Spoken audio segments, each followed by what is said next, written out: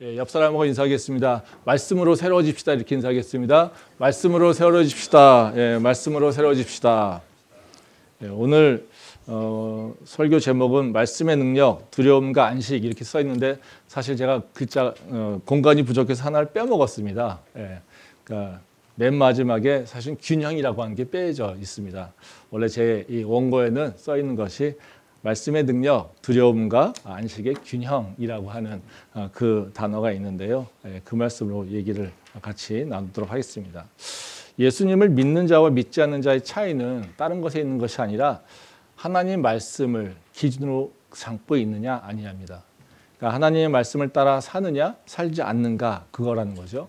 그러니까 세상의 사람들은 그냥 자기의 생각대로 자기의 뜻대로 살아갑니다. 자기가 원하는 것, 자기가 기뻐하는 것, 자기가 좋아하는 것을 얻기 위해서 자기가 할 수 있는 모든 방법을 다 동원해서 살아간다는 거죠. 하지만 믿는 사람들은 기준이 있습니다.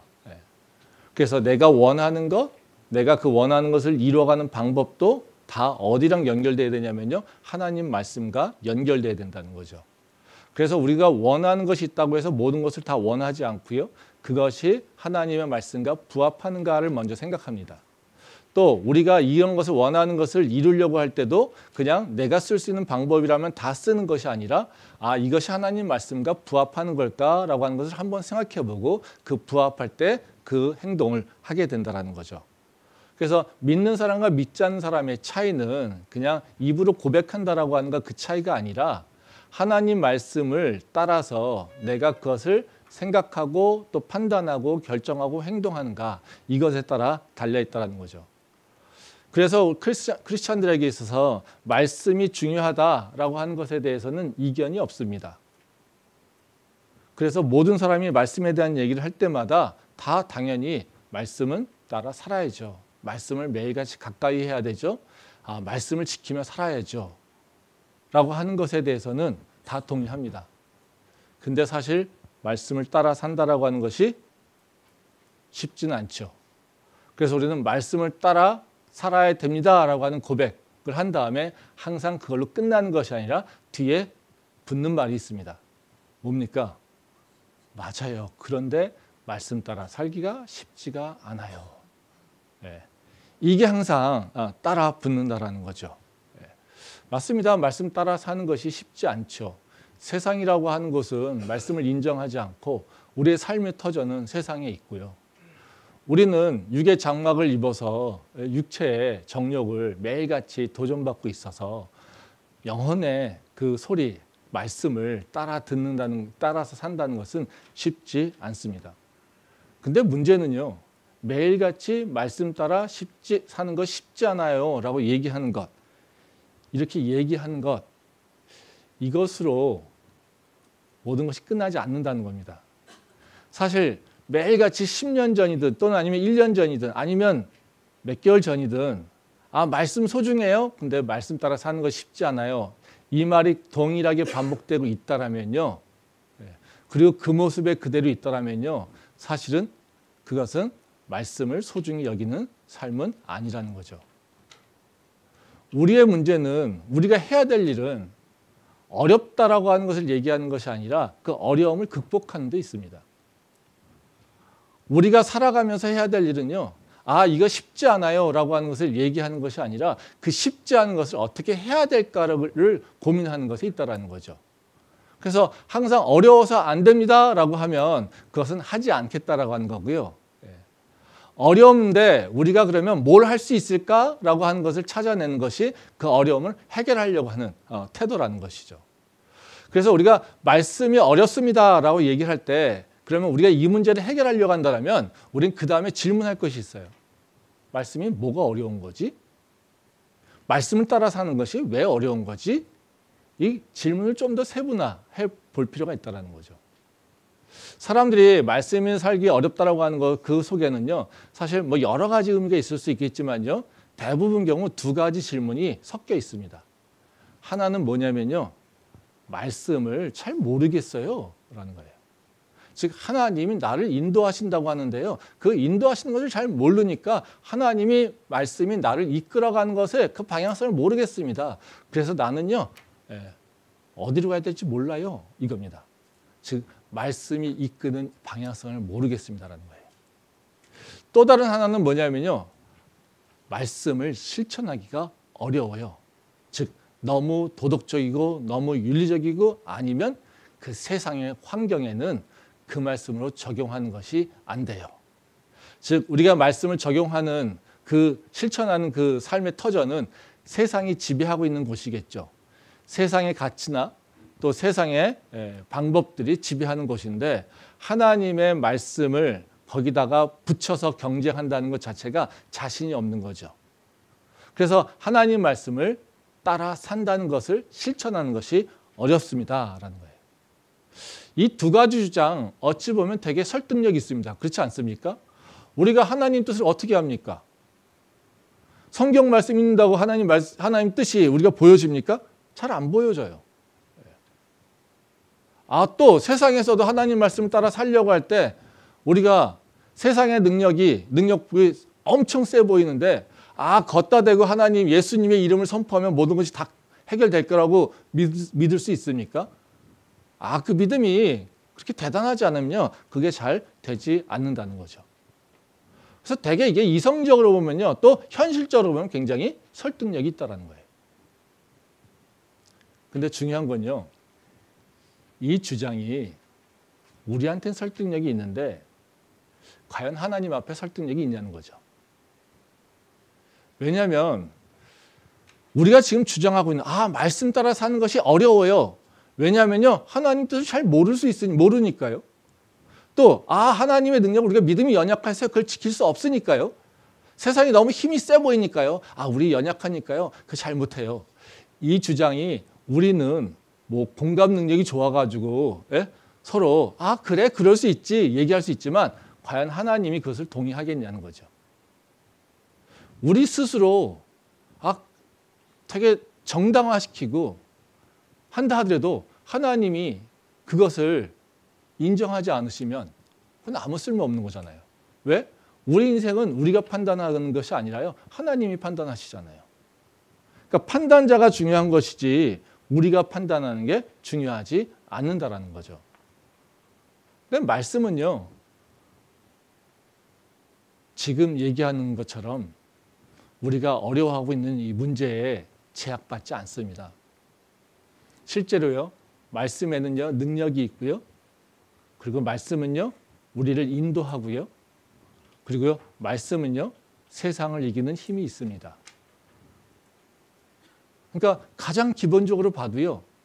우리가 지금 주장하고 있는 것 하나님 뜻을 모르겠어요 라고 하는 주장도 사실은 말씀이 우리를 이끄시고 성령께서 우리가 말씀을 기억하게 하시고 어디를 가야 될지 깨닫게 하신다라고 하는 그 약속의 말씀을 비춰보면 우리는 모르겠다라고 얘기하는 것 자체가 사실은 잘 설득이 되지 않습니다. 또 하나님의 말씀이 세상을 창조하시고 다스리고 있는데 그 앞에서 세상의 힘이 너무 세기 때문에 그 말씀을 갖다가 적용할 수가 없어요 라고 하는 것도 하나님 말씀과 하나님에게는 설득되지 않는다는 거예요. 근데 우리는 왜 계속해서 그런 하나님을 설득할 수 없는 주장으로 우리 스스로를 위안하고 있냐는 거죠.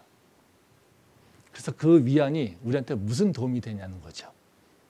아무 도움이 되지 않는다는 거예요. 그래서 우리는 이 문제를 해결하려고 노력해야 돼요. 말씀으로 살아가려고, 말씀으로 내 삶을 바꾸려고, 말씀으로 세상을 이기려고, 그리고 말씀을 따라서 하나님의 뜻을 이루며 살려고 도전해야 된다는 거죠. 그래서 오늘 제가 나누려고 하는 말씀은 그 말씀의 특성을 좀 생각해 보려고 합니다. 그래서 말씀이 갖고 있는 능력을 한번 생각해 보려고 하고요. 그리고 그 능력을 알고 있는 자들은 어떻게 신앙생활을 하고 있는 것인지 그 태도가 어떻게 되는지를 한번 생각해 보려고 합니다. 그래서 오늘은 두 가지를 생각할 건데요. 말씀은 어떤 특성이 있는가? 그리고 그 말씀의 특성을 알고 있는 사람이라면 어떤 태도로 신앙생활을 하는가? 이 두 가지에 대해서 생각해 보겠습니다. 먼저 그 하나님 말씀의 특성이 있는데요. 하나님의 말씀의 특성은 뭐냐면요. 모든 것을 다 드러내신다는 거예요. 나타내신다는 거예요. 그러니까 하나도 숨김없이 모든 것을 다 드러내신다는 거예요. 그건 무슨 얘기일까요? 하나님은 말씀을 통해서 모든 것을 나타내셔서 우리가 어디로 가야 될지 그 방향성을 알려주실 뿐만 아니라 우리가 모든 것을 깨달을 수 있게 하신다는 거죠. 그게 하나님 말씀의 능력입니다. 말씀 보겠습니다. 히브리서 4장 12절과 13절 말씀입니다. 하나님의 말씀은 살아있고 활력이 있어 좌우의 날선 어떤 검보다도 예리하여 혼과 영과 및 관절과 골수를 찔러 쪼개기까지 하며 또 마음의 생각과 뜻을 판단하나니 지으신 것이 하나도 그 앞에 나타나지 않음이 없고 우리의 결산을 받으실 이의 눈앞에 만물이 벌거벗은 것 같이 드러나느니라. 이제 말씀은 하나님의 말씀이 어떤 특성을 가지고 있는지 또는 어떤 역할을 하고 있는지를 잘 보여주고 있습니다. 12절에 보면 무서운 얘기하죠. 하나님의 말씀은 날성 검보다 예리하다. 이렇게 모든 것을 다 쪼개서 정수까지 골수까지 다 들어간다. 그래서 13절에 보면 뭐라고 얘기하십니까? 모든 것이 다 드러나 이런 얘기입니다. 이것은 우리가 하나님 앞에 딱 섰을 때 우리의 모든 것을 다 보여주신다는 얘기예요. 그러니까 하나님이 우리를 어떻게 인도하시고 이끄시고 통치하시는지를 보여주고 있다라는 겁니다.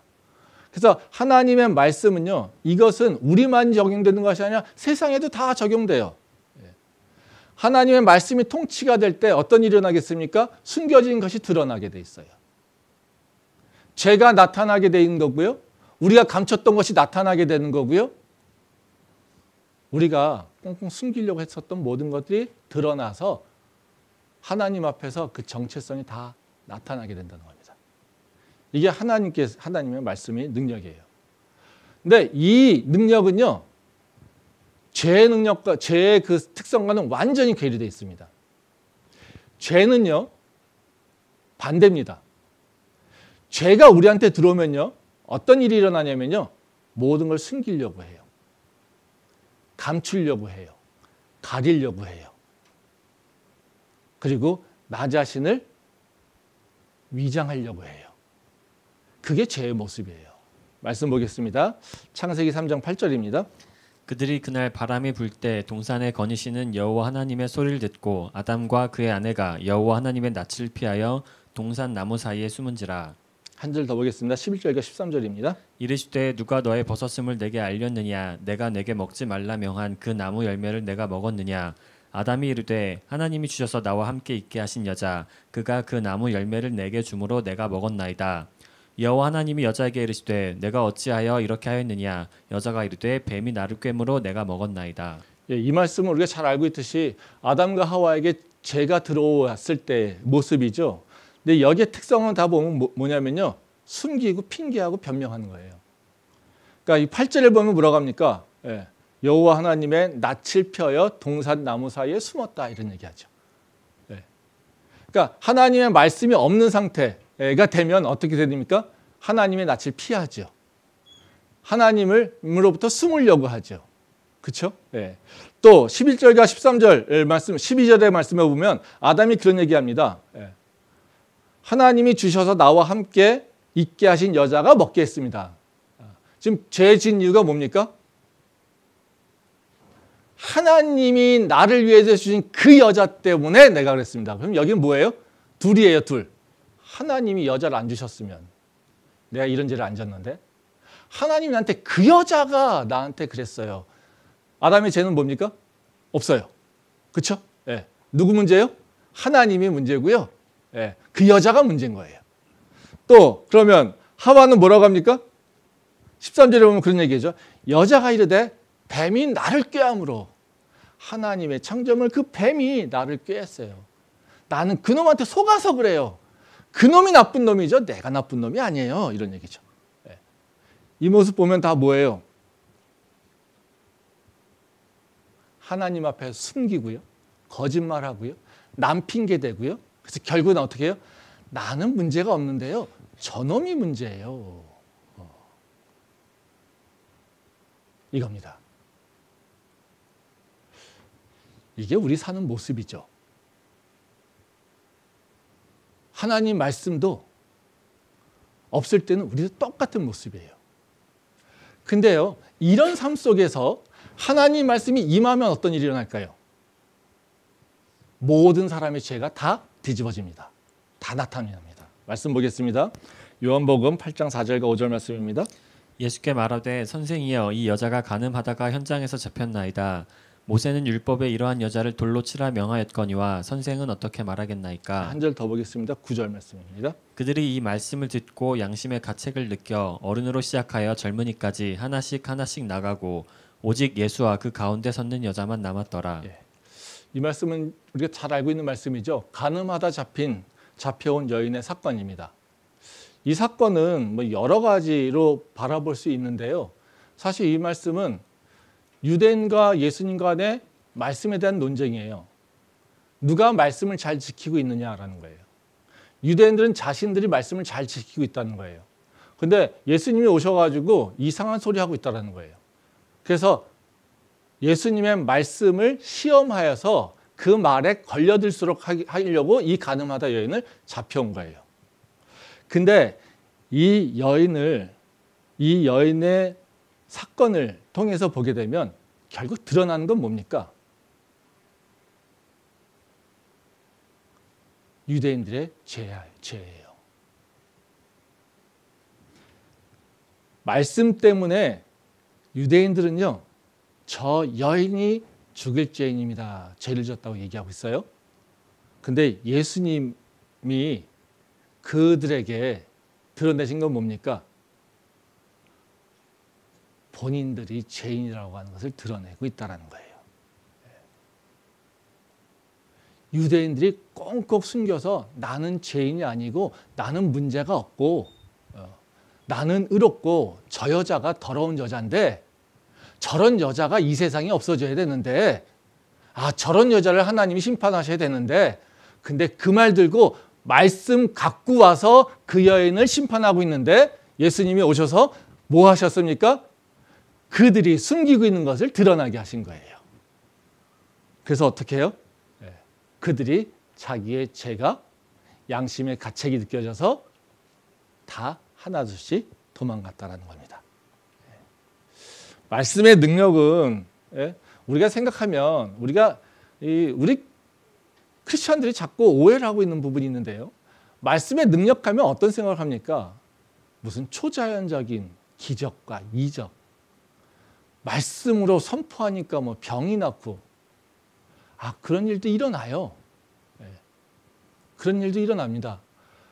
근데요, 그거는요, 우리가 할 수 없을 때 일어나는 거죠. 말씀은요, 가장 기본적인 건 뭡니까? 우리를 보호하시고 인도하시는 거예요. 우리를 깨닫게 하시는 거예요. 하나님의 능력을 모르는 자에게는요, 초자연적인 역사가 일어나요. 하나님을 믿는 자에게는 어떤 일이 일어나겠습니까? 말씀을 깨우쳐서 어떤 길을 가야 될지, 어떤 삶을 살아야 될지, 어떤 모습으로 행동해야 될지, 어떤 태도를 가져야 될지를 깨우쳐 주셔서 알게 하시는 거예요. 그걸 통해서 우리가 길 없이 길을 몰라서 방황하다가 어떤 길을 가야 될지를 알게 하시고 그리고 세상에 도전이 온다 하더라도 우리는 그것을 이제는 말씀을 의지해서 이기려고 싸우고 도전해 나가는 거고 이런 과정을 통해서 우리가 하나님의 인도함을 받는 거예요. 하나님의 보호하심은요. 우리에게 몰랐던 것을요. 깨우치게 하시면서 우리를 보호하십니다. 제가 목회하면서 경험했던 거, 목회 이전에도 경험했던 것은 그런 거였어요. 믿음으로 주님 앞에 나갈 때 하나님의 보호하심은 어떤 거냐면요. 제가 모르겠는 걸 알게 하세요. 위험성을 깨우치게 하세요.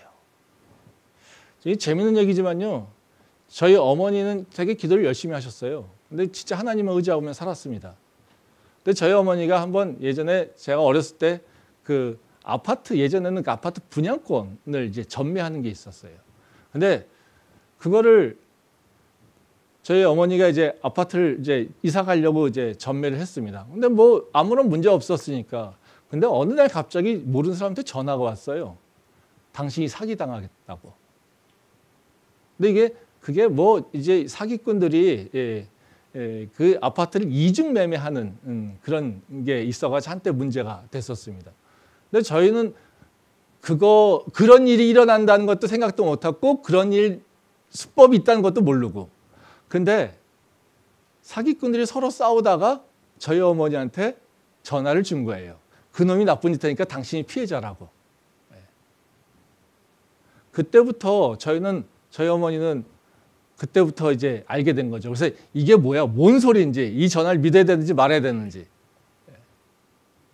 그러면서 정말 다시 저희도 그때 기도하면서 가정 예배를 드리면서 주님 앞에 나갔던 기억이 납니다. 그래서 사기를 모면한 적이 있어요. 저희는 정말 아무것도 모르는 상태에서 있을 때 하나님은요, 우리 안에, 우리 삶 가운데 드러난 위험을 우리 깨닫게 하세요. 제 목회할 때도 마찬가지입니다. 가만히 있어도요, 다 들립니다. 별 얘기가 다 들립니다.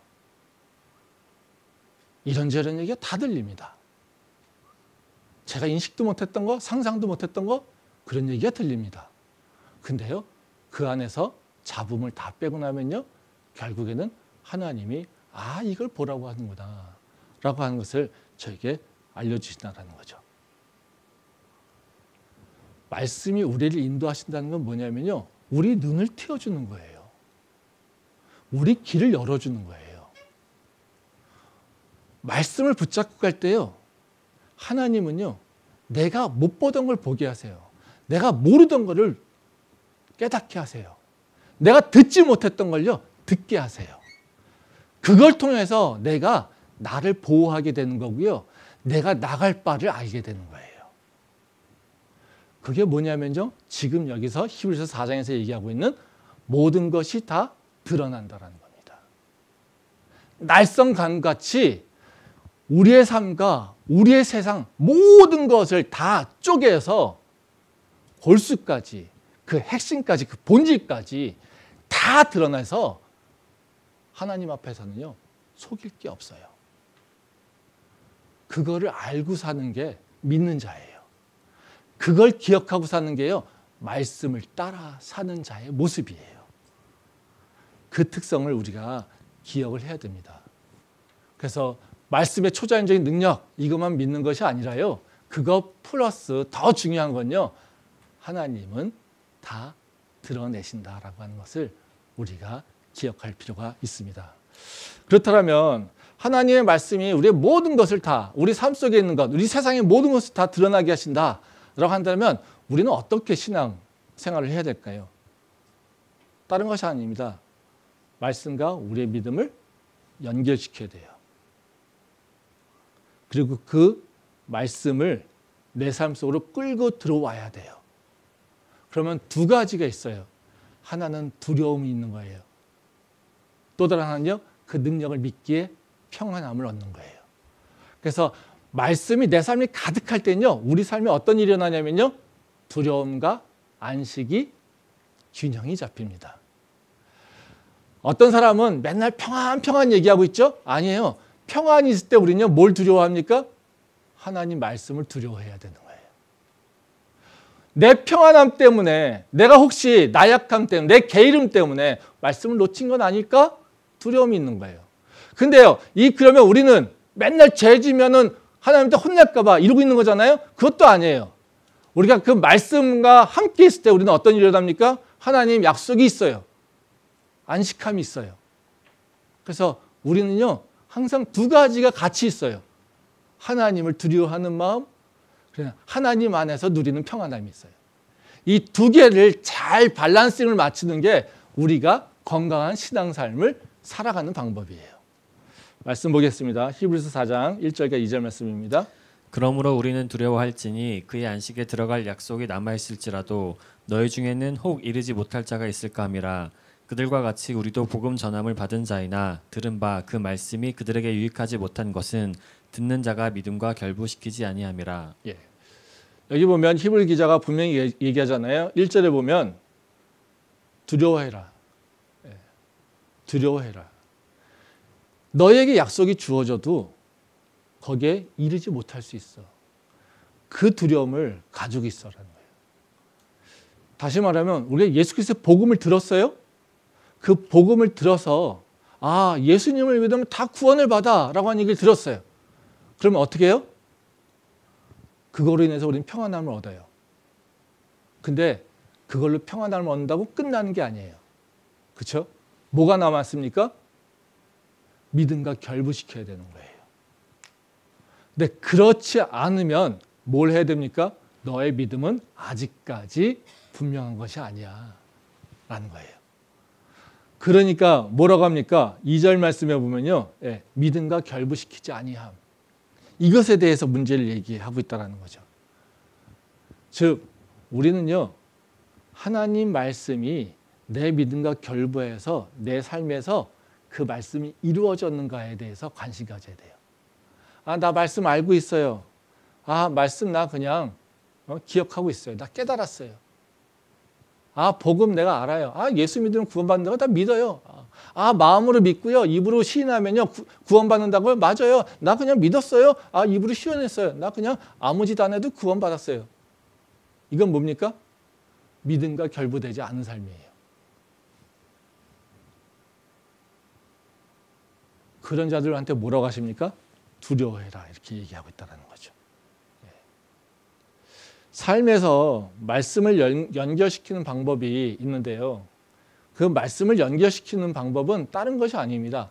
언제나 내 고집을 버리는 거예요. 나의 완고함을 버리고요. 하나님 앞에서 내 자신을 돌아보는 거예요. 그래서 믿는 자들은요, 해야 될 일이 가장 중요한 일이 뭐냐면요. 하나님 말씀 앞에 나를 세워두는 거예요. 이게 굉장히 중요합니다. 요새 크리스찬들은요, 하나님 말씀 보면서 축복만 찾잖아요. 근데 그것은요, 우리가 찾지 않아도요, 축복은 다 와요. 우리가 해야 될 일은 뭐냐면요, 하나님 말씀 앞에서 내가 완고하지 않고 고집스러워지 않고 내 주장만 주장하지 않도록 나를 자꾸 돌아보는 거예요. 이게 말씀이에요. 말씀 보겠습니다. 히브리서 4장 7절 말씀입니다. 오랜 후에 다윗의 글에 다시 어느 날을 정하여 오늘이라고 미리 이같이 일렀으되 오늘 너희가 그의 음성을 듣거든 너희 마음을 완고하게 하지 말라 하였나니. 이 말씀은 이제 권면의 말씀이잖아요. 여기서 우리가 주목해야 되는 건 뭐냐면요. 오늘입니다. 7절 말씀에 보면 어느 날을 정하여 오늘이라고 이렇게 얘기했잖아요. 그렇죠? 오늘 너희가 음성을 듣거든 마음을 완고하게 하지 마라. 이건 무슨 얘기겠습니까? 어제 했다고 내가 모든 것이 해결될 게 아니에요. 오늘 했다고 미래가 다 보장되는 것도 아니에요. 뭡니까? 매일같이 우리는 말씀으로 나를 비춰봐야 된다는 거예요. 매일같이 내가 하나님의 말씀에 온전한가 자꾸 나를 들여봐야 되는 거예요. 우리 앞에서 얘기한 것처럼 매일같이 내가 나 스스로를 속이는 자처럼 살고 있는 건 아닌지 내 자신을 돌아봐야 돼요. 솔직하게 우리는 우리를 알고 있다고 하지만요. 우리는요. 죄에 붙잡혀 있는 내 모습을 보지 못합니다. 내가 죄에 붙잡혀 있는지 내가 죄에 지금 지배를 당하고 있는지 알고 있다면요. 우리는 죄 짓지 않죠. 근데요. 어둠의 영들은요. 사단들은요. 우리가 모르는 사이에 내 마음을 갉아먹고요. 내 마음에 들어와서 나의 눈을 가리고요. 내가 죄를 짓게 합니다. 그게 우리가 맨날 경험하는 세상의 모습이에요. 세상에서의 우리의 삶의 모습이에요. 그러니까 우리는 계속 뭘 해야 되냐면요. 그것에 붙잡히지 않으려면, 죄의 노예가 되지 않으려면 우리는 계속해서 내 모습을 돌아봐야 된다는 거예요. 하나님이 나를 사랑하신다라고 하는 것이 우리는 좀 새롭게 이해할 필요가 있는데요. 하나님이 나를 사랑한다라고 할 때 우리는 맨날 그런 생각을 해요. 나한테 좋은 걸 주시면 사랑하고, 나를 편하게 해주시면 사랑하고, 나한테 영광을 주시면 사랑하고, 내가 좀 더 기쁨 있게 하면 나를 사랑하고. 우린 이걸 받을 때 하나님이 너를 참 사랑한다, 나를 참 사랑하신다 이렇게 얘기해요. 근데 이건요, 초등학생이 하는 얘기죠. 그렇죠? 네. 초등학생들이 하는 얘기입니다. 하나님이 나를 사랑하신다는 건 뭐냐면요, 하나님은 나의 변화에 관심이 있으세요. 하나님은요, 나의 성장에 관심이 있어요. 하나님이 나를 사랑하시기 때문에 나한테 무슨 일을 행하시겠습니까? 내가 성장하여서 하나님의 장성한 분량까지 이루게 하시는 게 관심이에요. 근데 나는 지금 배부르면 하나님이 사랑하셔. 지금 배가 좀 고프면 하나님이 나를 사랑하지 않으셔. 이건요, 유치원생들이 하는 얘기인 거고요. 하나님이 말씀을 안다라면 하나님이 진짜 나한테 원하신 것이 무엇인지를 알고 그것을 따라가려고 하는 거예요. 그러면 하나님이 나한테 진정으로 원하는 게 뭐겠습니까? 예수를 믿는 것으로 끝나는 것이 아니라 예수 그리스도의 제자가 되는 거고요. 우리가 하나님의 영광을 드러내는 삶으로 나아가는 사람의 모습으로 바뀌는 거예요. 근데 우리가 하나님 말씀을 모르면요, 어떻게 됩니까? 맨날 나 잘 먹고 잘 사는 거에만 관심 갖게 돼 있어요. 그거 보고 하나님께서 우리를 기뻐하실까요? 아니겠죠. 그 모습 보면서 내 배부르다고, 내 기쁘다고, 내가 좋아하는 사람하고 히히닥 떨 수 있다고 해서 그 시간을 갖는다고 해서 내가 하나님한테 사랑받고 축복받았다고 생각하고 있다면 그걸 하나님이 좋아하실까요? 좋아하지 않으세요. 그거는 유치원 애들이 하는 짓이죠. 하나님이 우리를 통해서 기뻐하시는 건 뭐냐면요, 하나님과 대화가 돼야 되는 거 아니겠습니까? 하나님이 하고 있는 일을 내가 알고 그 일을 감당하려고 십자가를 지려고 하는 것이, 그것이 하나님 기뻐하시는 거 아니겠습니까? 우리한테 기대하는 궁극적인 모습은 그거 아니겠어요? 우리가 장성한 분량에 이루어서 단단한 것까지 씹어먹을 수 있는, 즉 고난을 이겨낼 수 있는, 그 십자가를 질 수 있는 그 모습까지 이루는 것이 하나님께서 우리한테 원하시는 모습 아니겠어요? 근데 맨날 앉아가지고 내 배부른 거, 내가 기뻐하는 거, 내가 즐거운 거, 내가 평안한 거, 이것만 따지고 있으면요, 그건 계속해서 어린아이의 모습이에요. 하나님이여 나를 사랑한다는 건 어떤 의미냐면요, 모든 일을 내가 성장하는 것에서 하도록 나의 환경을 바꾸시는 겁니다. 고난도요, 나의 성장을 위해서 필요한 거고요. 하나님이 주신 축복도요, 나의 성장을 필요로 한 거고요. 안식도요, 하나님이 나의 성장을 위해서 필요로 하시는 거예요. 다 뭐가 주가 됩니까? 내가 중심이 돼 있어요. 그게 하나님께서 우리한테 원하시는 거예요. 말씀 한번 보겠습니다. 히브리서 4장 9절부터 11절 말씀입니다. 그런즉 안식할 때가 하나님의 백성에게 남아있도다. 이미 그의 안식에 들어간 자는 하나님이 자기의 일을 쉬심과 같이 그도 자기의 일을 쉬느니라. 그러므로 우리가 저 안식에 들어가기를 힘쓸지니 이는 누구든지 저 순종하지 아니하는 본에 빠지지 않게 하려 함이라. 예, 이 말씀은 이제 유대인들이 갖고 있는 생각을 이제 조금 비판하는 겁니다. 이제 유대인들은 가나안 땅에 들어간 것, 이것으로 모든 것이 끝난다라고 생각했어요. 그래서 자기들은 구원받고 그 후손이니까 다 구원받고 끝났다고 생각했다는 거예요. 근데 여기서 뭐라고 하십니까? 예, 남았다라는 거죠. 남아있는 게 있다는 겁니다. 가나안 땅에 들어가는 거, 그걸로 끝난 것이 아니라 너희가 진정으로 안식해야 될 것이 있어. 이걸 지금 우리의 삶으로 보면요, 그런 얘기입니다. 난 예수님 믿어요. 그러니까 나는요, 하나님한테 축복받아야 되고요. 하나님께서 주신 거, 모든 거 좋은 거 다 누려야 돼요. 그럴 만한 자격이 있습니다. 그리고 하나님은 나를 축복하셔야만 해요. 나한테 안식 주셔야만 해요. 나를 편하게만 해주셔야 해요.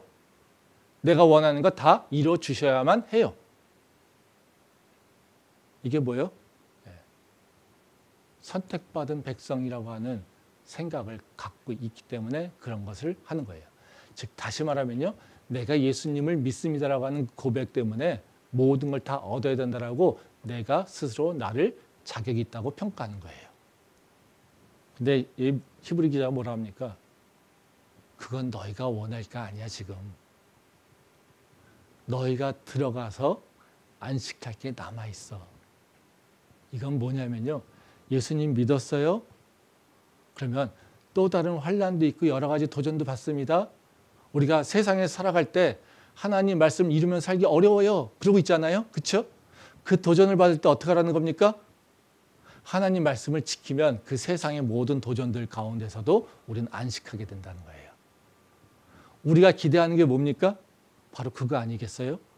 세상의 모든 환난, 세상의 염려들, 근심과 걱정들, 이것들이 쌓여 있는데 그럼에도 불구하고 하나님 말씀을 붙잡고 나갈 때 우리는 그것으로부터 자유롭게 되고 하나님이 주시는 그 은혜를 누리게 된다는 거예요. 그게 우리가 누려야 될 안식이라는 거예요. 근데 우리는 예수님 믿었으니까 모든 게 끝! 이러고 있으면요. 우리는 뭘 못 누리고 있을까요? 안식함을 못 누리게 된다는 거예요. 그렇기 때문에 신앙이 있는 사람들은 어떤 삶을 사냐면요. 세상이 두려운 것이 아니라요. 세상의 도전이 두려운 것이 아니라요. 세상의 여러 가지 도전 가운데 내가 하나님 말씀을 놓쳐버릴까 봐 두려워하는 거예요. 아, 내가 말씀 앞에서 나를 속이고 있는 건 아닐까? 말씀 앞에서 내가 스스로 나를 감추고 있는 건 아닐까? 말씀을 던져버리고 내가 잘났다라고 지금 하고 있는 건 아닌가? 말씀을 잃어버리고 나를 자꾸 생각해보고 나를 평가하고 판단해 보려고 하는 마음이 없는 거예요. 그건 뭐예요? 두려움이 없는 자들이에요. 근데요, 우리는요, 그 두려움을 갖는 거예요. 세상의 그 도전 때문에 내가 말씀을 잃어버린 건 아닐까? 내 육체의 정욕 때문에 내가 말씀을 놓쳐버린 건 아닐까? 내가 의롭다고 하려고 하나님 앞에서 나를 자꾸 지금 포장하고 숨기고 위장하고 있는 건 아닐까? 두려움으로 그거를 나를 다시 보는 거예요. 그 두려움 때문에 우리는 어떻게 합니까? 우리의 고집스러움, 완고함을, 내 거짓됨을 다 주님 앞에 회개합니다. 그리고 어떻게 해요? 말씀으로 지키려고 내가 도전을 합니다. 그때 어떻게 해요? 안식으로 들어가는 거예요. 그래서 믿는 자는요, 두려움과 안식을 같이 누리게 돼 있어요. 그러면서 한 걸음 한 걸음 주님 앞에 더 나간다라는 거죠. 우린 지금 어떻게 살고 있습니까? 혹시 죄에 빠져서 나를 숨기고 위장하려고 하고 있지 않습니까? 근데 하나님 앞에서는요, 하나도 숨길 수 있는 게 없습니다. 다 드러납니다. 그러니까 우리는 먼저 하나님 앞에 솔직한 모습으로 서야 합니다. 그리고 두려움으로 다시 말씀을 붙잡고요. 그 두려움의 능력으로 말씀을 이기려고 하는 도전이 있어야 됩니다. 그때 우리에게 하나님이 주시는 새로운 안식이 있다는 것을 기억하고요. 그 안식을 우리가 누릴 수 있기를 소망합니다. 기도하겠습니다.